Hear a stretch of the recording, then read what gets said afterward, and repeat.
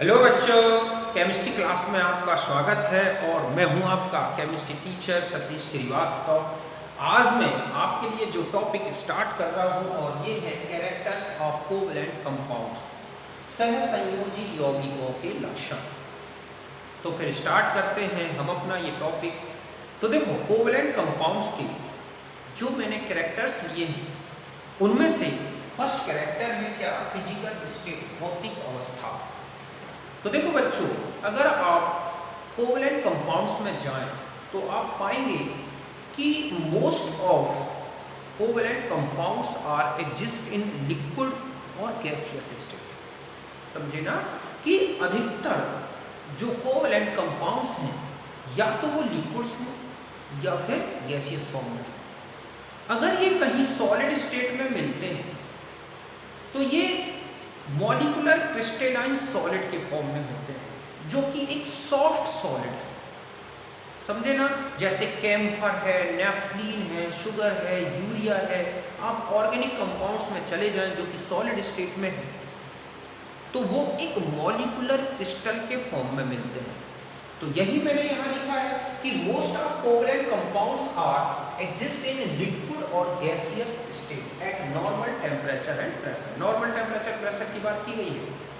ये जो लिक्विड्स हैं या गैसियस फॉर्म में हैं इनको भी सॉलिड फॉर्म में लाया जा सकता है, लेकिन ये टेम्परेचर नॉर्मल से कम होगा और उस समय वो मॉलिक्यूलर क्रिस्टलाइन सॉलिड में ही होंगे।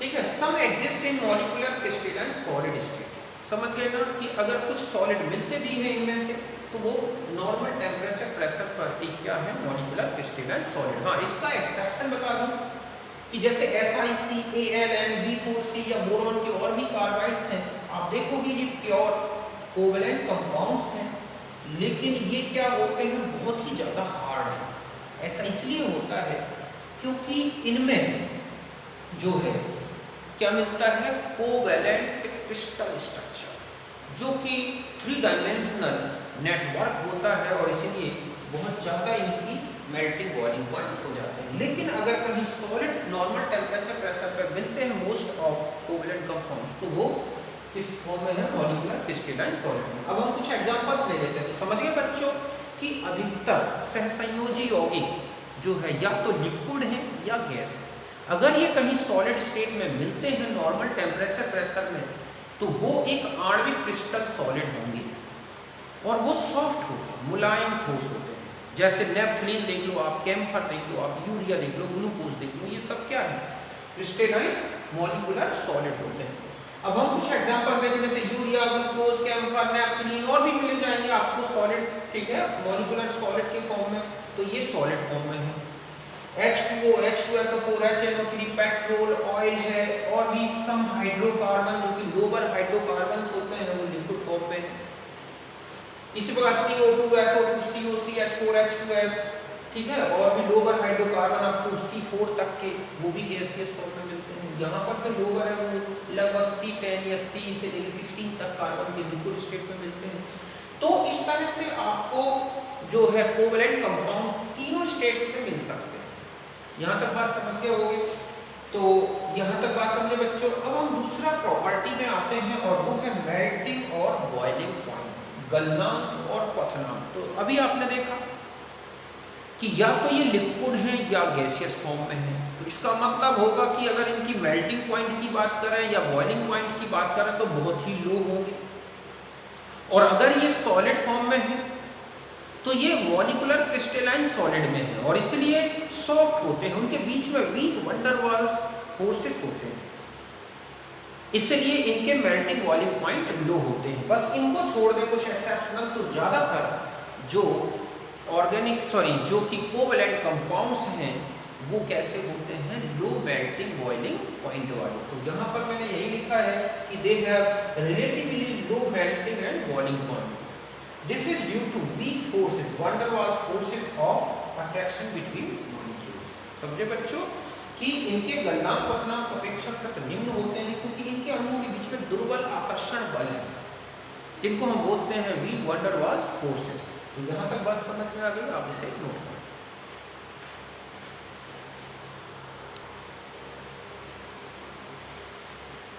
अब देखो, अब हम आ जाते हैं हैं नेक्स्ट प्रॉपर्टी में, और वो है क्या, सॉल्युबिलिटी। तो आप देखोगे कि जो प्योर जो कोवेलेंट कंपाउंड्स हैं, समझ गए ना, वो वाटर में इनसॉल्युबल होते हैं, मतलब वो वाटर में सॉल्युबल नहीं है। केवल organic solvents like S carbon tetrachloride है, क्लोरोफॉर्म है, बेंजीन है, पेट्रोल है, ईथर है, एसीटोन है, इनमें डिसॉल्व होते हैं।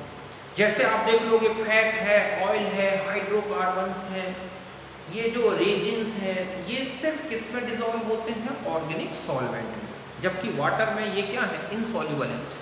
लेकिन कुछ polar organic compounds, polar organic compounds हो गए या पोलर कोवेलेंट कंपाउंड्स हो गए, ये जो होते हैं ना वाटर सॉल्युबल होते हैं। पोलर ऑर्गेनिक कंपाउंड या तो हाइड्रोजन बॉन्डिंग के कारण सॉल्युबल है वाटर में, या फिर उनका आयोनाइजेशन हो जाता है। अगर वो इनऑर्गेनिक हैं और पोलर हैं तो उनका एक्वस मीडियम में आयोनाइजेशन हो जाता है, इसीलिए वो उसमें क्या हो जाते हैं, डिसॉल्व हो जाते हैं। तो यही मैंने लिखा है कि pure covalent compounds are insoluble in water but soluble in organic solvents like, ठीक है, carbon tetrachloride, benzene, chloroform, petrol, ether, इस तरह से।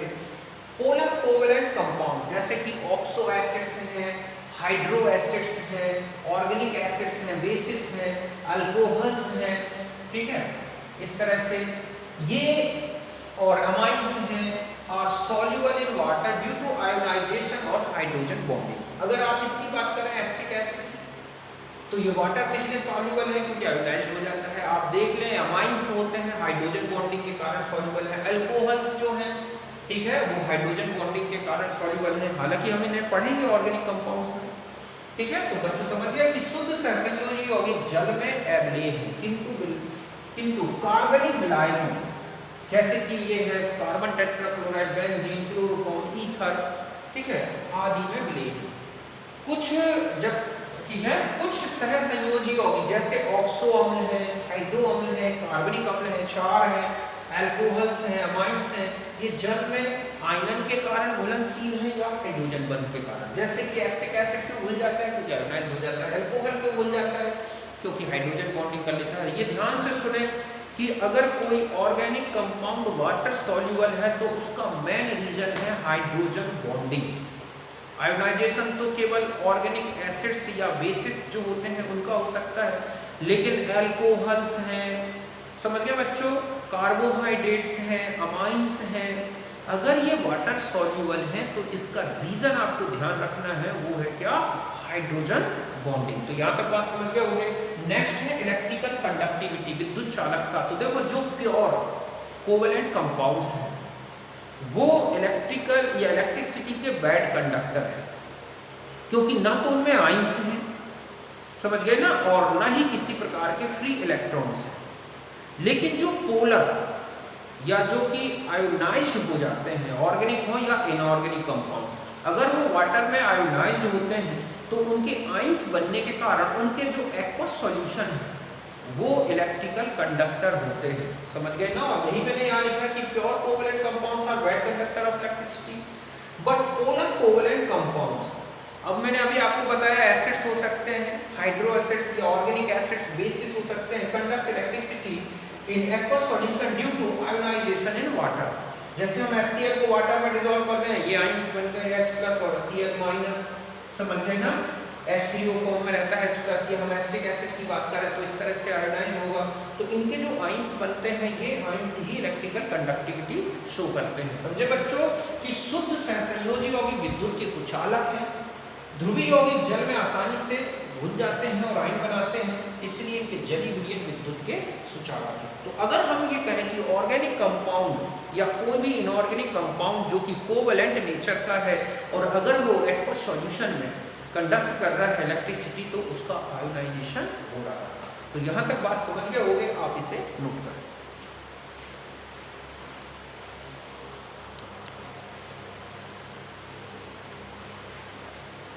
अब देखो नेक्स्ट प्रॉपर्टी है और वो है आइसोमेरिज्म, समवयवता।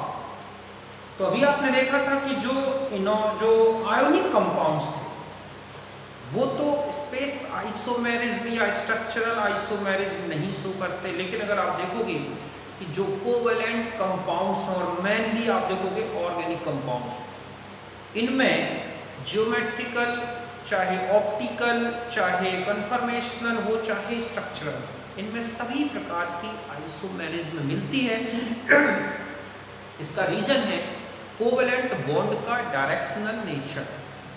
कोवेलेंट बॉन्ड के डायरेक्शन को बदल दिया जाए तो कंपाउंड की प्रॉपर्टीज बदल जाती हैं और वो एक आइसोमर में चेंज हो जाता है। तो यही मैंने लिखा है कि covalent bond is directional in nature, therefore covalent compounds को आइसोमेरिज्म इनमें मिलती है, स्ट्रक्चरल आइसोमेरिज्म और स्टीरियो आइसोमेरिज्म। हम ये चैप्टर ही अलग से पढ़ेंगे।